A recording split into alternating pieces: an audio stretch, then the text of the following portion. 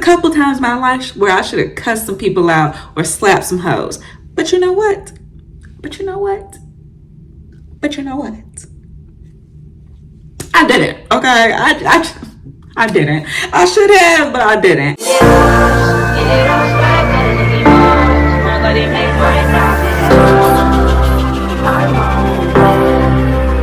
What's up, y'all? It's your girl, Laura J.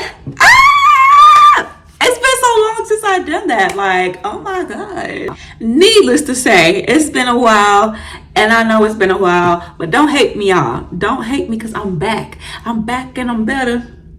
I want you bad as ever. Don't let me just let up. Anyways, I have my reasons for my absence, y'all. But we're going to touch on that later on in the video, okay? Without further ado, let's get into the video. Where do I even begin, y'all? I'm gonna try to keep it short, simple, sweet, and cute because I know it's been a while, but we gotta get right into it, okay? I will say over these past couple of years, life has been a journey. Life has been a journey. I've learned so much, okay? I've gone through a lot, and woo, college was not playing fair with your girl, okay? First and foremost, I started college at the peak of COVID. At the peak of COVID, 2020, August 2020. It wasn't no college life back then. And I'm so jealous now, like seeing all the freshmen now go through new student orientation and being able to get the full college experience. Because when I was a freshman, that shit was ass. Let me rewind a little bit, okay? And give y'all a bit of the reason why I fell off. I hate to say it, but your girl was green. Your girl was green. I'm thinking like, I'm going to go to college. I'm going to meet people and I'll be able to bloom and actually just get to be myself and make so many friends. And yeah, no, they was not fucking with me. Okay. Hence the reason that I transferred, but I'm getting ahead of myself. They was not fucking with me at my first college. And you know what? Cool. I'm not going to shit on them because life went up after I transferred. Like when I transferred to A&T, I was finally able to get that sense of what I was searching for before. And I really do think that was God's way of like telling me that, you know, you don't belong here. I have a place for you and this ain't it, okay? Which is the reason I'm not gonna shit on the college I went to before. Because just because it wasn't for me doesn't mean it's a shitty college and the people are shitty and blah, blah, blah. I just didn't fit in. I wouldn't say the Lord was trying to get my attention, but he was trying to get me to pay attention, okay? I was just so lost and it was just a lot dawning on me. I lost a lot of people. I made some friends. I lost all of those friends. I lost the friends that I had prior. And it was a very transitional season for me, like those first 2 years of college. And then on top of that, like trying to keep up with schoolwork, trying to work and trying to do content, something had to give. And unfortunately, it was the content. But just know, y'all, while I was going through college, life was whooping my ass. Not just college was whooping my ass, life was whooping my ass. Yeah, it's been a journey, but it's been a beautiful journey. I can look back and see why things happened the way they happened and why some things I wanted to go my way didn't go my way. One thing I've learned for certain, one thing I've learned for sure is rejection is God's protection.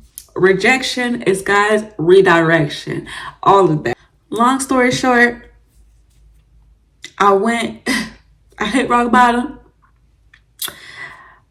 I lost all my friends. I found God. I transferred. Things started looking up. But your girl's now HBCU grad. I graduated from the illustrious North Carolina A&T State University. Thank you. But yeah, y'all, nonetheless, those were the up and downs.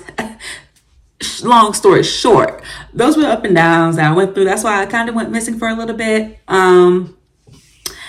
But we back, y'all. We back. That's all I can say is we back.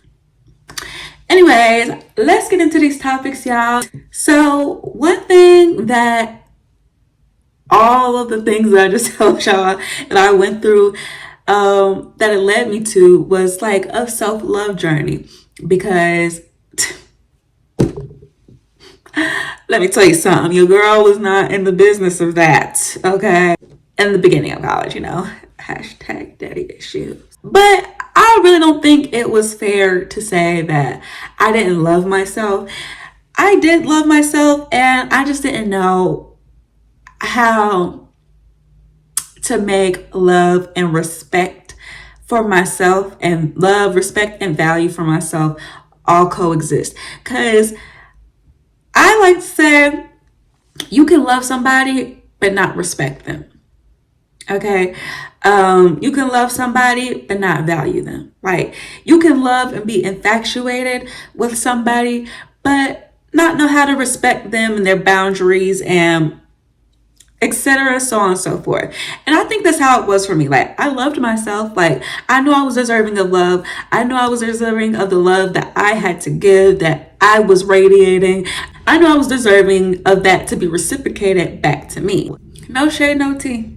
I didn't really have a good example of what loved. I didn't have a really good example of what love looked like throughout my life. So when it came for me to be on my own and like to go explore, like the things that I taught were love but weren't, your girl had a very, very rude awakening. Okay, I really had to do some introspection, right?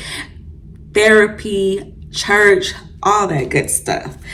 I had to like isolate and figure out what self-love looked like for me. And I used to be so like, whenever people be like, oh, you don't need a relationship until you know how to love yourself. And I don't think that is 100% in totality true. But I do believe that the way you love yourself reflects on the way you love people. I kind of see where people are coming from when they say that, because if you're so desperate for external love, people are going to sniff. People are going to smell that on you. And you know what they're going to do? They're going to walk you like a dog, baby. They're going to walk you like a dog. Once I started setting boundaries and building confidence, people wanted to call me mean and da-da-da-da-da. It's not necessarily that. I think setting boundaries and like standing on them is so essential to self-love and self-value, because if you don't do that, again, people are going to dog walk you. They're going to walk all over you, and like you show them like, you give a nigga an inch, they going to take a mile, baby. They going to take a mile. At this big age, if I have to tell you, okay, cool, I have to tell you once how to be a good friend, or I tell you once that I don't like this thing that you did, or okay, cool, you don't even get 3 strikes with me, baby. After that second time, yeah, because I already told you, first of all, I used to let so much shit slide, like it was crazy, okay? I used to let some crazy ass shit slide. Let a nigga slide. They gonna ice skate, baby. They gonna ice skate. Letting people get off on you and do stuff to you that you don't like is a sign of desperation. Like, you would rather have this person in your life than be by yourself. I would much rather it be me versus the world than have a whole bunch of fake ass people in my circle doing fake ass shit, snake ass shit. Okay, because I've been there, done that. So I feel that setting boundaries is detrimental to a self-love journey. If you know that you don't like something, or you know that something is weird, don't go for it. Because you really have to think and ask yourself, why am I letting this slide so much? Like, why do I keep letting this happen? I'm not saying crash out, okay? That ain't it. No. We can set boundaries without crashing out, okay? Sometimes it is important to let a bitch know. There's a couple times in my life where I should have cussed some people out or slapped some hoes. But you know what?